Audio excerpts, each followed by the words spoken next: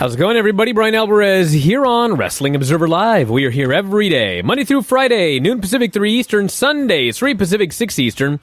We got a lot to talk about on the show today. It's been a while since we've had to announce cancellations, but there are some, including Ring of Honor canceling all of its events coming up in June, as certain parts of the country already slowly starting to open up, which in the long term may or may not be a good thing. But we can talk more about that after a while. Jim Valley joining us here as he does every Friday.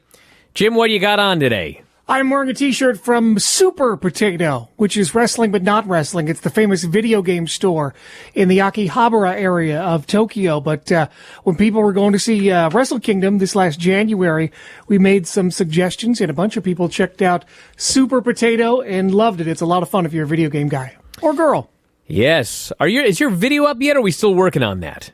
There's a video up of Dave walking around Totocon. That has been up for a while. I don't know if it was... I mean the video of you for this program. No, I'm ready to go. It's Tony said they got some logistics to work out, but as far as I know, I'm good to go. All righty. Well, that's coming up soon, everybody. We also got another big announcement that's coming up after the break, which will be very exciting. I want to say hello to everyone, Sports Byline USA, twitch.tv/F4W video. If you want to contact us today, 1-800-878-PLAY, 1-800-878-7529. Text messages 425-780-7566.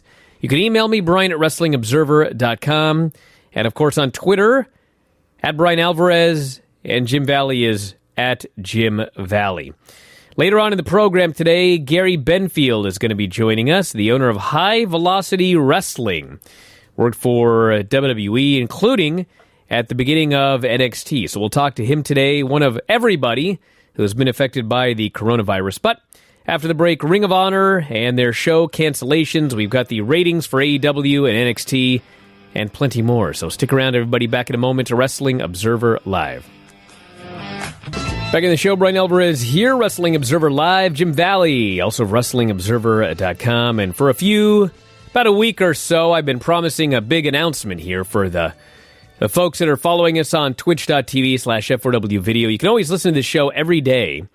It is live and free on Sports Byline USA. All of the links for Sports Byline are up on the front page of WrestlingObserver.com. And there's also a link in which you can watch the video of this show live on twitch.tv. It's twitch.tv/F4W video. Links on the front page of WrestlingObserver.com as well. It's totally free. You don't have to sign up or do anything. You don't need an Amazon account, nothing. You just click that link, and you can enjoy this show live every single day, Monday through Friday, noon Pacific, 3 Eastern, Sundays, 3 Pacific, 6 Eastern, and at some point, Jim Valley, Saturday at 10 a.m. Pacific, 1 Eastern. But I do push that if you have an Amazon Prime account, you get a free Twitch subscription. And they call it a subscription, but just so everybody knows, you have to resubscribe every month for some reason. Your subscription only lasts 30 days, but it's always free. You get a free Twitch subscription every month with your Amazon Prime account. And so if you jump on your desktop, your laptop, you go to our Twitch channel, you hit subscribe, you can use your Amazon account to get a free subscription to Twitch. Now, why do I push subscriptions if this show is free?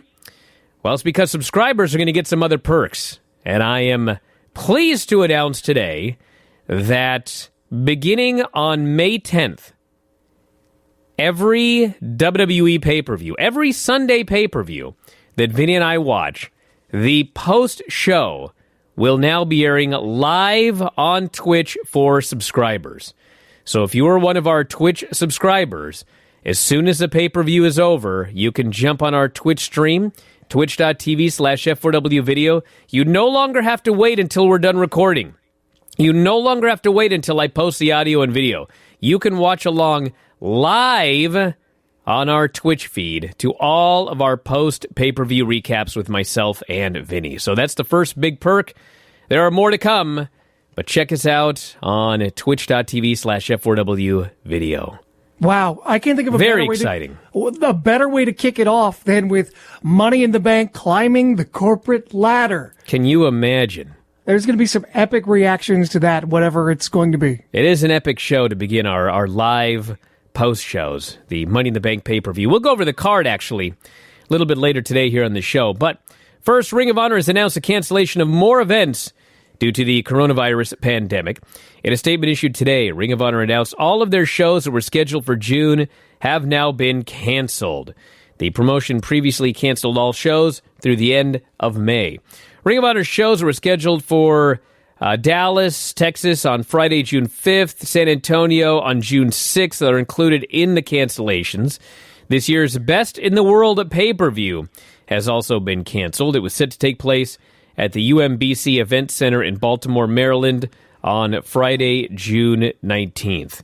So if you go to the front page of WrestlingObserver.com, there's information about how to get refunds and everything like that. And also, they have a big list of everything you can do to stay up on top of things with Ring of Honor. They have got the Twitter, Instagram, the subscription channel, the ROH YouTube channel, the podcast, the ROH Strong podcast, and so much more. So check that out if you're a fan of Ring of Honor. Also want to mention that this coming Wednesday, much to my chagrin, AEW going back live. Everybody is rushing to go back live, and Florida is making it easy for everybody to go back live. There's going to be AEW live on Wednesday. There is going to be UFC live next Saturday. Not this coming Saturday, but the Saturday afterwards. And there was word out today that the mayor, or maybe it's not the mayor, Ron DeSantis. The governor. He's talking about potentially very soon allowing fans into the buildings. Now, a couple of days ago, we were hearing this was going to be potentially June or July. They were going to start allowing fans back. As of today, there's word circulating that this could be literally at any time, that he thinks it'll be okay. Obviously, there are going to be some caveats. It's not going to be full buildings. I think he wants 25% capacity max. Everybody would have to be spaced apart. I don't know if this is a good idea. I'm skeptical. I feel like we're rushing back too early, but we will see. This is the first time this has ever happened, and we will see. But I'm not sure AEW is going to have fans in the building on Wednesday, but they will have some wrestlers on one side, some wrestlers on the other side like they always do. And honestly, I hope that WWE does the same thing, because I need some life on these shows.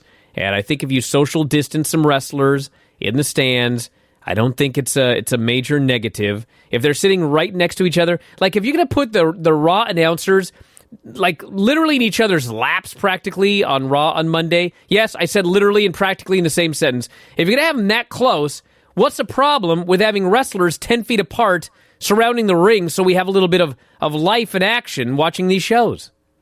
How did wrestling become such a focal point of this whole pandemic as far as a harbinger of allowing people back into buildings and essential businesses?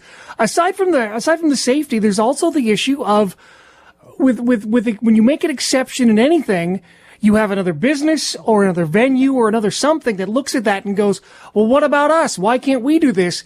And I think it creates some other problems for government and for business and for other people.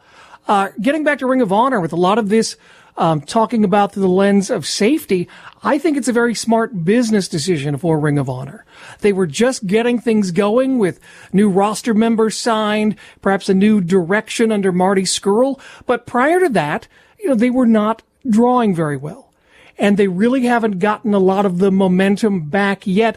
It probably is a wise decision with, as we've seen with some of these openings, people are still very tentative right now. There's not a lot of confidence. I would say overwhelming. There's some, and perhaps as time goes on, it will grow. But I think it makes sense. I think it's very smart for Ring of Honor to do that right now instead of opening up and risking putting all that investment in and probably not seeing a lot of fans yet at this point. And they can in the future, but I think right now where they were and where they are, I wouldn't anticipate there's a lot of demand.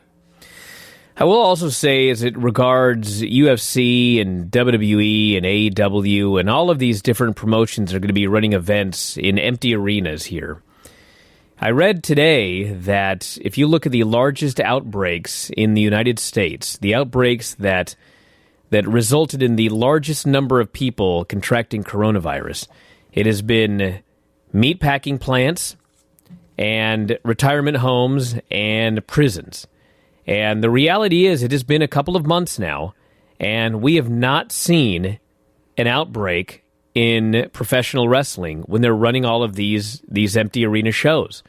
There has been, as we know of, one person in professional wrestling that was involved in a wrestling show has contracted coronavirus.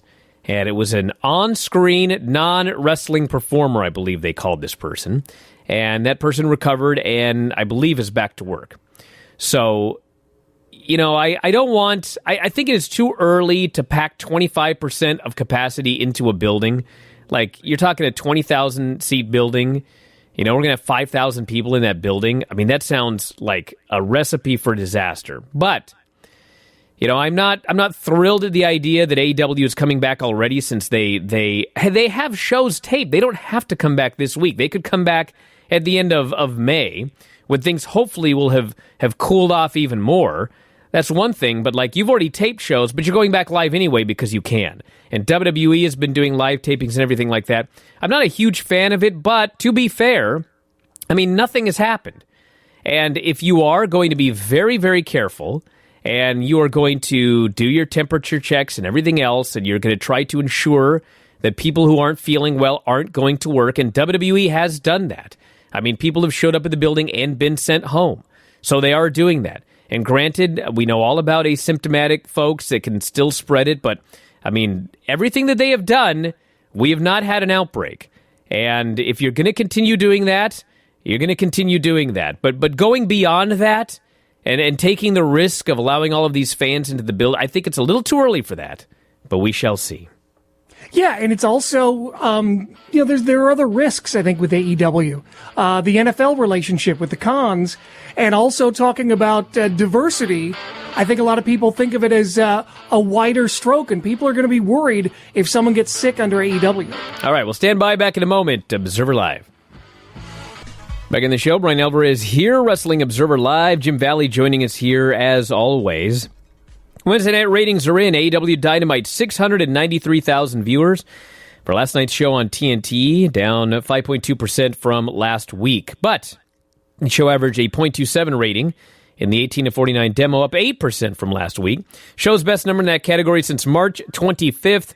They were 16th for the night on cable in the demo. Its best showing since the move to closed set shows. Numbers were not so good for NXT. Fell out of the top 50 for the fifth time in the last 6 weeks. .16 rating in 18 to 49, down 11% from last week. In total viewers, NXT averaged 637,000 viewers on USA Network, down 4.2%. Lowest number for NXT since April 1st. The combined viewership, 1.33 million, second lowest total since the cable debuts in October. In fact, AEW's premiere episode on TNT did more viewers than that on its own. An indication of how far things have fallen with the closed set shows. That's the numbers. That's where it is right now. Hopefully it stays around this level and doesn't fall further. But I don't know what else to say. Yeah, it's really hard to interpret these right now, and as far as what can come back and what won't. A couple of thoughts on the show. Charlotte Flair is amazing right now. The confidence, I don't know was I sort of sleeping on Charlotte to a degree or something? I think a lot of people are still. I feel like she stepped up even more. That's what I feel like. Maybe I'm wrong, but all due respect, I thought she made Mia Yim, just by sheer presence, look like she was in her third match. And Mia Yim is great, don't get me wrong. There's just something about Charlotte right now. There's an intensity, there's a confidence that she has that I don't know that I see it in anybody in wrestling right now. Keith Lee, I am really worried about Keith Lee with his match with Damian Priest.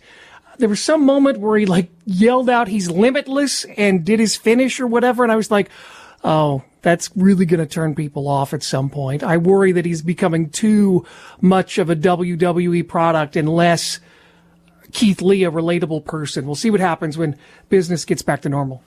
Cole, you're on the air. What's going on? Hey, Brian. I just wanted to call and ask a question that actually has to do with the ratings. So, as we've seen, Raw, SmackDown, they always tend to hover above 1 million, and AEW and NXT always tend to be either kind of close or really close. But when you consider the fact that these ratings are usually consistent, and then couple that with WWE's Saudi Arabia contract and AEW's contract with the TNT networks and how they tend to be happy with those decisions, is it really even worth debating or arguing over ratings when it comes to quality of a show, or do the Twitter marks just need to get over it? Is it worth debating the quality of the show compared to the ratings? What does that even mean? I mean, like, when it comes to ratings, is that really even worth being a talking point when determining if one show is better than the other one? Well, I want to thank you very much for the call. I mean, you know, whether you think the show is better than another show, that's all opinion. Now, you can do the talking point of if WWE is building up a big event and the show doesn't do well, then yeah, that's a talking point. But it's less a talking point than I think it's made out to be sometimes. For example, Dave was going on and on about how, you know, the SmackDown number was terrible, but Vince was on the show. And I was like, Vince was on the show for 3 minutes, and they didn't advertise him. So I can't imagine that would have made any sort of difference whatsoever. Maybe the whole segment with Shawn Michaels and Triple H that went, 20 or 25 minutes. I mean, maybe enough people tuned in then to affect the number. But, what I have seen is that, yeah, there are some ups and downs based on what's happening on the show. But what matters more than anything else is what you announce for the show. What are the big matches that you announce? And sometimes you will announce a big match or a big angle or a big return, and it will help. And sometimes you'll announce that sort of thing, and it won't. And there is something to gain from that information. I mean, if you announce Goldberg's going to be on a show, and every time you announce that, the numbers go way up, then that is a talking point. And it's also a talking point if he always moves the numbers, and then one week you announce he's on there, and all of a sudden the number's bad. Well, that means people are sick of Goldberg. So there is something to learn from that. But, sometimes, and I'm not sure what you're saying about ratings being steady, because they are not steady right now. I mean, we just talked about the second lowest numbers for AEW and NXT since they debuted. I mean, that's a fall. And, the Raw number is at all-time lows. The third hour of Raw, I mean, the lowest number in 25 years. So this is not stability. So there's a lot of stuff to talk about here in these numbers still. I do say this. I think he makes a point in this regard. Ratings don't seem to matter, don't seem to be noticed when it comes to Wall Street. As far as, I couldn't believe this, last week or the other day when the earnings came out, some analyst wrote that WWE is COVID-19 resistant. And I was like, that's kind of an insensitive way to put it. But, she talked about how WWE is one of the only companies still producing content, that they moved all the production to Florida because they were losing money on their house shows. And she basically listed all these things and didn't acknowledge any ratings or any sort of trends or any revenue streams that are tied to fan engagement and popularity at all. So I think in the sense that right now we really haven't seen an effect on WWE business, yeah, he might have a point in that regard. Well, yeah, but I mean, when you think about the investors, I mean, they have a very shallow idea of what's going on. And WWE, they're very good at snowing these investors with magical numbers. I mean, yeah, the ratings are down, but, they can say, well, ratings are down for everything, which to a degree is true. But I mean, to a degree, it's also not true. But then they can throw out, well, we have more social media engagement than ever. Our YouTube numbers are this. It was the most... we had 2.1 million people that had the network for WrestleMania, but then they don't tell you how many were paid, and the number's actually down. The paid number's down. So they have a million ways to convince people that are barely paying attention that things are fine. Which, if you go on my Twitter timeline, I mean, you can see all of the people who are barely paying attention, and they fall for all of this, and they bring up all of these talking points that don't make any sense, but... that's what they've been led to believe, and they're happy believing that and not looking any deeper. Let's go to David, I believe. You're on the air. What's going on? Hey, Brian. Hey, Jim. My question's about the 25% that I guess DeSantis has said can start to go to sports event pretty soon. we've talked about in the ratings analysis that you and Dave do a lot that AEW seems to be affected by the news more than NXT. Do you think that'll play into fans possibly entering the building? And do you think that either show will actually reach the 25% capacity? Well, I want to thank you very much for the call. That's actually a very good question.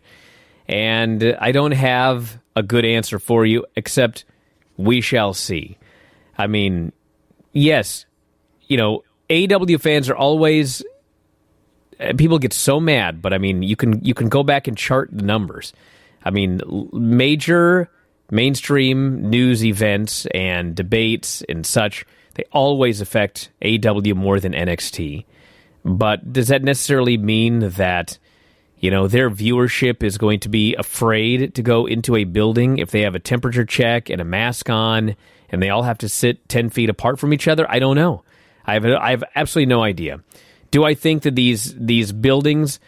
these are all questions that I can't answer because you can read polls, 1 in 5 don't think they'll ever live their lives the same way again. 1 in 5 are going to be afraid to go into large crowds. I mean, these are all polls, and maybe it's true. Maybe 20% of the U.S. population is never going to want to go into a large crowd again.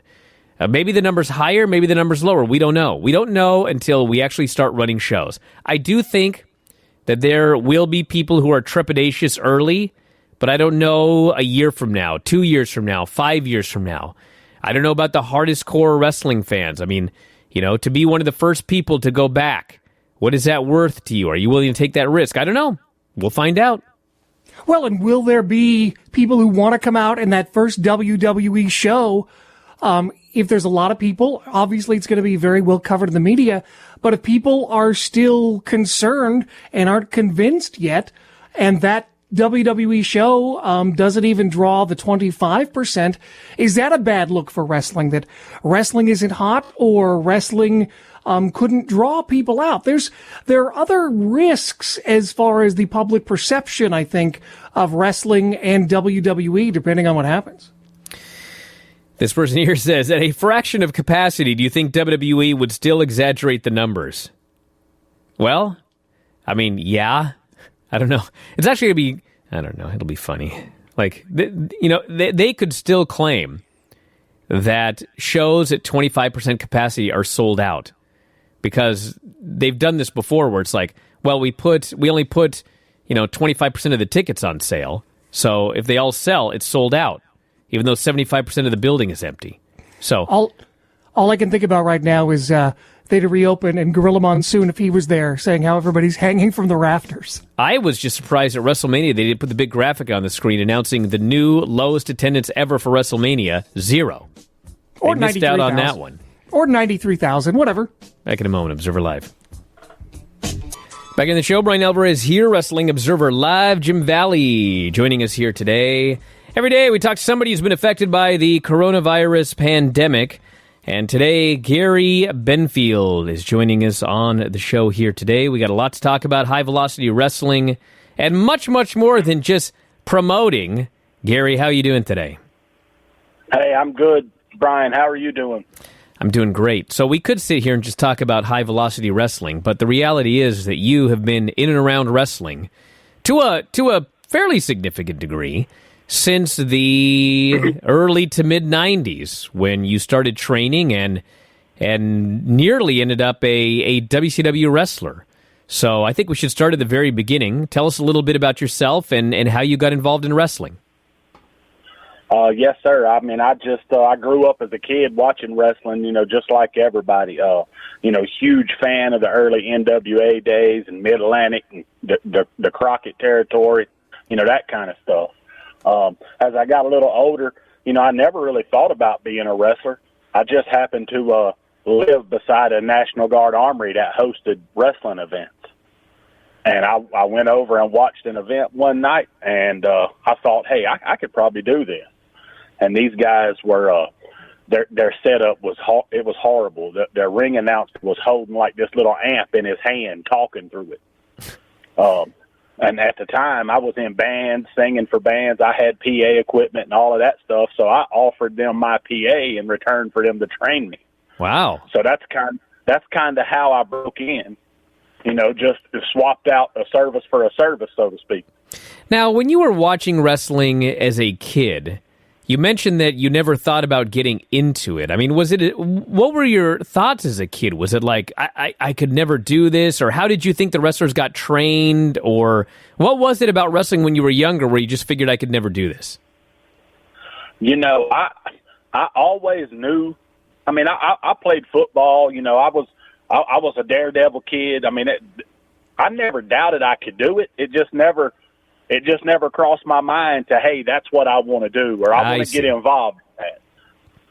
You know what I mean? Yes.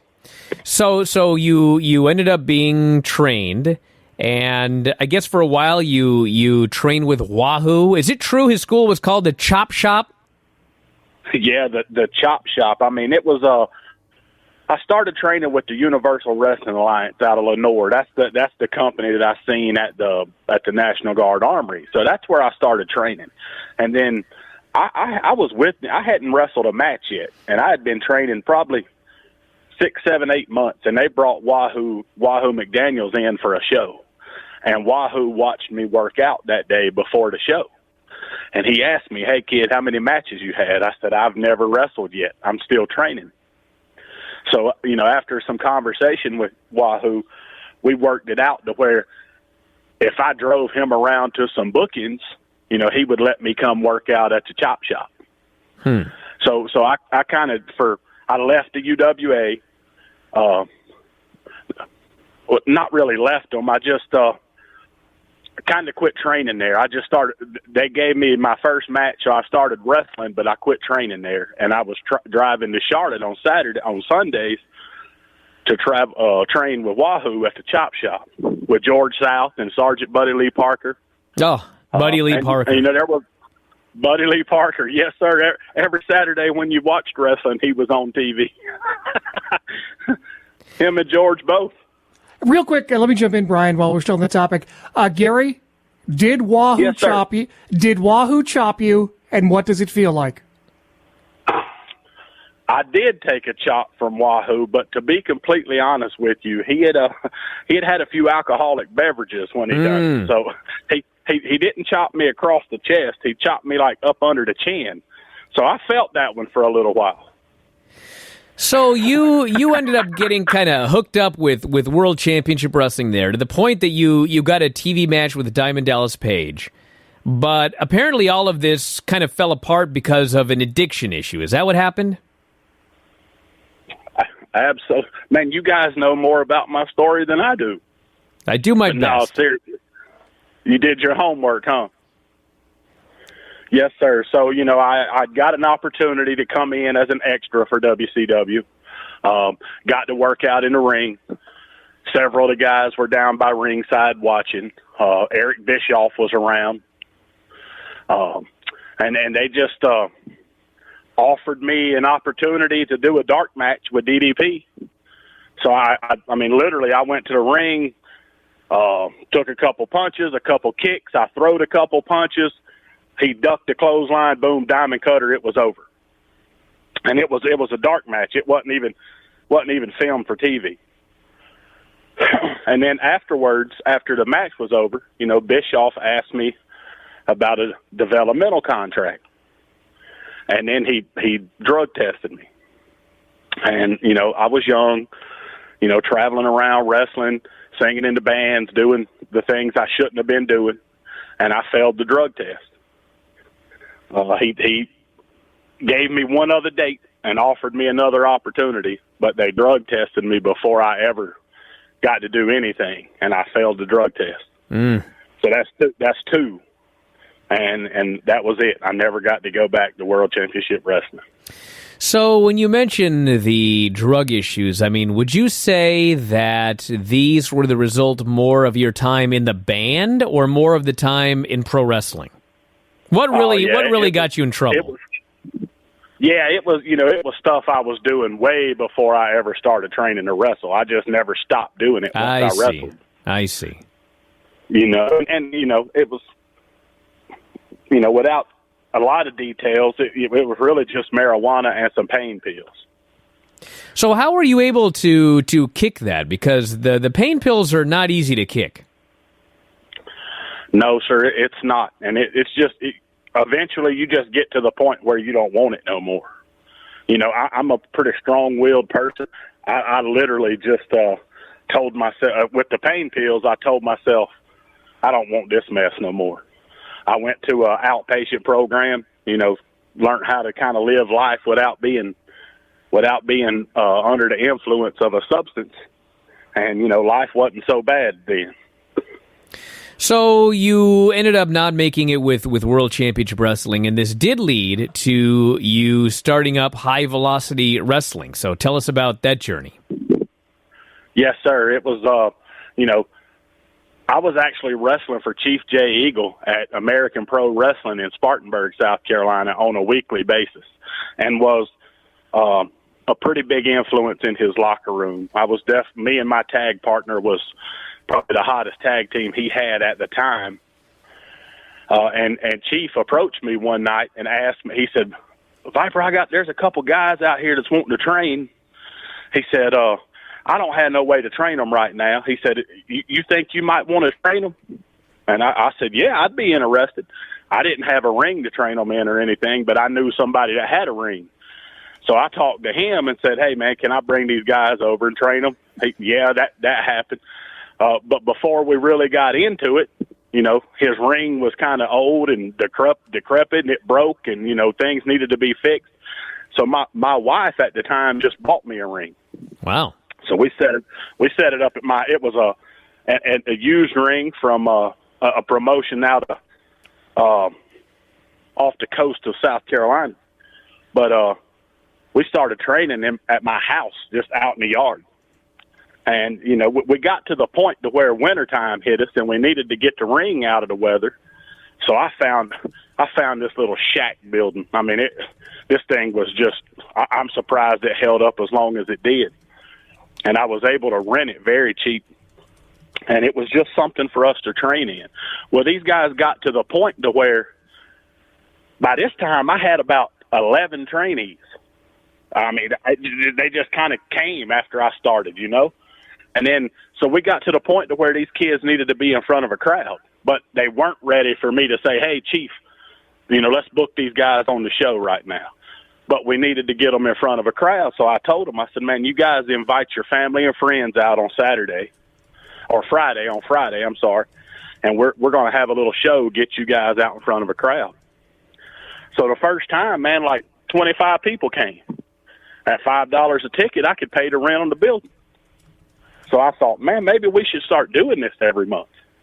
So we started doing it bi-weekly, and before you knew it, you know, we were blowing up. We'd have people standing in the Wendy's parking lot looking through the doors, watching what was going on in the building. I'm not kidding, man. Gary, you sound like a hustler in the best way possible. Here's the impression from listening to you. I get the impression you're good at making trades and deals, and this might be a good skill to have if we continue to have kind of a struggling economy. To other promoters, other people in your business, what is your advice as far as making trades and deals? Give them a little Gary's helpful hints. Well, I tell you, fellas, I ran my show. I ran High Velocity Wrestling for 10 years on somebody else's dime. You know, it's all about just going out into the community and offering, you know, selling opportunities for these other small businesses to advertise with your business, to get their crowd in front of your crowd and that kind of stuff. And you know, I've just always been able to do it with sponsorships and stuff. And, you know, you just got to be willing to go out and talk to people. And they got to benefit from what you offer them, you know. So, you know, if I go into Aaron's Rent to Own and, you know, how can they benefit from me? Well, if I take every one of their mailers that they put in the mail and mail it out every month, if I lay one of those in every seat at my show, do you think one person might go to Aaron's Rent to Own and buy something? Sure. Now, you were running this promotion for several years before you successfully ended up going through rehab. So Was there like a turning point at some point during your promoting where you just decided, oh man, I messed up big time this time, I got to handle this problem? Yeah, it's I had slipped and started smoking marijuana again, and it was definitely affecting my home life. And I just decided it wasn't worth it. I needed to learn how to handle this stuff. And so I went through another outpatient program, and I think it was 6 weeks maybe. And, that's a thing of the past now. So then you successfully, for, I guess it would be almost 15 years after that rehab stint, promoting events. And all of a sudden, one day, there's no more wrestling because of coronavirus. Tell us a little bit about how this has affected all aspects of your life. Well, I'd like to give you guys a quick little story about the whole NXT thing, if you're okay with that. Well, we got about 2 minutes, so we'll have to be quick. All right. Well, literally, HVW was just using these young kids. We called them rising stars, and we decided to do. Actually, my wife at the time said you should call them the next generation of HVW. So I thought NXT. That's kind of cool. Long story short, WWE says, hey, we're launching NXT. I sent some emails. They responded, and basically I sold them the NXT brand in return for me and some. Yeah, in return for me and some of my guys to get to come do some dark spots, and out of that I've got to play Paul Bear on SmackDown. I did some Druid stuff for the Undertaker. Just a lot of different cool things out of that. Well, how about that? Yeah. Well, actually, hold that thought. We have to do a break on that note, but stick around. We'll be back with more Wrestling Observer Live. Back in the show, Bryan Alvarez here, Wrestling Observer Live. Mike Sempervive, also of WrestlingObserver.com. Gary Benfield joining us, High Velocity Wrestling. We got about 60 seconds here. Let's get some plugs out for all your stuff.